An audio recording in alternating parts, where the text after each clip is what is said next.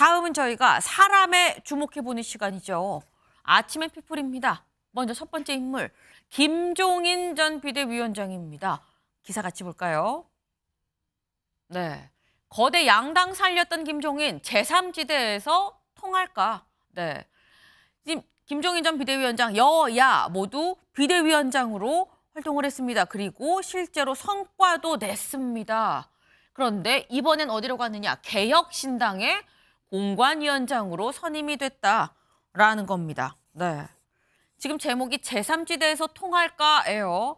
근데 요거는 김광삼 변호사님, 지금 사실 이준석 대표의 마지막 비단 주머니가 김종인 비대위원장인 거냐라는 얘기가 있습니다. 통할 거라고 보십니까? 비단 주머니가요? 한 번, 두 번은 통하는데 네. 계속 통할 수는 없어요. 일단 김종인 위원장은 뭐 새누리당 때 박근혜 비대위, 그다음에 2016년에 새정치민주연합 비대위 했었지 않습니까? 네. 근데 이번에 이제 개혁신당이 어떠한 지지도를 얻고 사람이 많이 몰리는 모멘텀이 있어야 하는데 그런 모멘텀이 없죠. 왜냐하면 국민의힘에서 지금 공천 과정이 순조롭게 이루어지기 때문에 거기서 탈당하는 현역 의원들을 이삭줍기 위해서 뭔가 모멘텀을 만들어야 하는데 지금 사람이 모이지 않고 있어요. 그러면 지역구 공천도 공천할 사람도 별로 없고 결국 이제 비례대표만 가지고 약간 주도권 싸움이 될 텐데 네. 그럼 과연 김종인 위원장이 무슨 역할을 할 수 있을 것인가?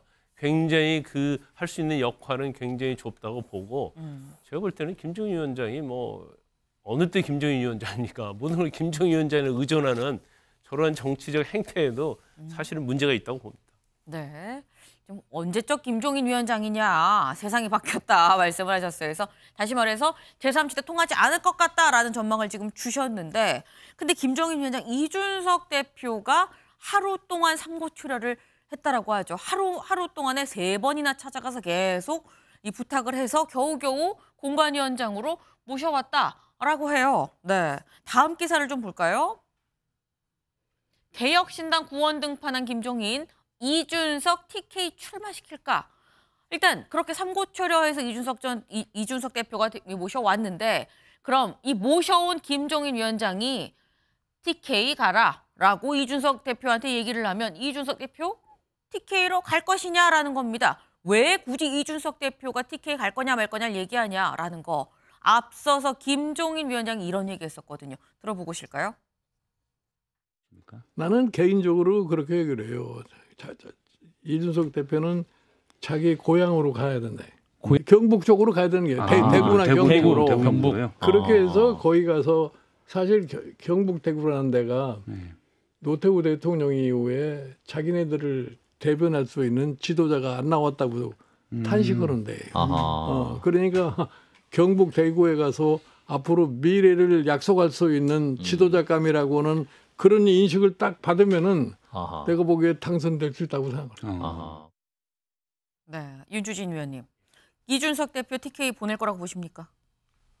보내려고 하겠지만 이준석 대표가 갈지는 모르겠습니다. 근데 이게 이 정치공학이 사실은 너무 많이 변했어요. 왜냐하면 이준석 대표의 TK 행은 과거에 국민의힘이 너무 인기가 없고 총선이 너무 어려워서 정말 이거 뭔가를 바꿔야 되는 거 아니냐, 교체가 필요한 거 아니냐라고 하는 그러한 민심이 있을 때 이준석 대표가 보수의 심장부에 깃발을 꽂았을 때 그 기대감을 주는 거거든요.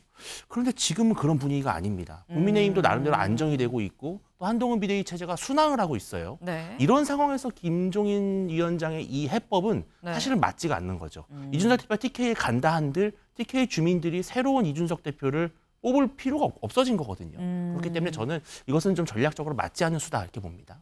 예전과 지금은 바뀌었다. 지금 연이어서 계속 나오는 말씀이 언제적 김종인 위원장이냐, 세상이 바뀌었다 계속 얘기가 나오고 있어요. 네, 지금 이준석 이 대표가 TK로 갈지 말지도 좀 같이 봐야겠다는 생각이 듭니다. 두 번째 인물 볼까요? 네, 김혜경 여사입니다. 네, 왜 등장한 건지 기사 같이 보겠습니다. 김혜경 오늘 첫 법화 재판, 법원에 신변 보호를 요청했다라는 겁니다. 김혜경 씨 지금 이재명 대표의 배우자죠. 그런데 오늘 처음으로 법화 관련한 재판을 받는다라는 겁니다. 앞서서 법화 관련해서 김혜경 씨 사과를 했었던 적도 있습니다. 그 모습 같이 보고 오시죠.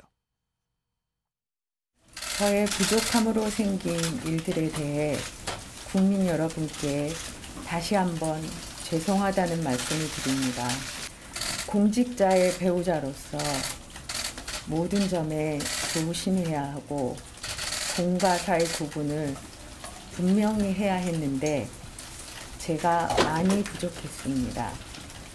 국민 여러분들께 특히 제보자 당사자께 진심으로 사과드립니다. 네, 2022년도에 사과를 했었던 그 사안인데 오늘 2024년에 이 첫 재판이 있을 예정입니다. 관련해서 신변 보호를 요청했다고 하죠. 이재명 대표도 사실 테러를 당했던 바가 있기 때문에 신변 보호를 요청했다고 하는데 아직 결과가 나오지 않았습니다. 오늘 오전 중에 결과가 나온다는데 이 요청이 받아들여질 수 있을지도 관심이네요. 저희가 준비한 소식 오늘 여기까지입니다. 오늘도 좋은 하루 보내세요.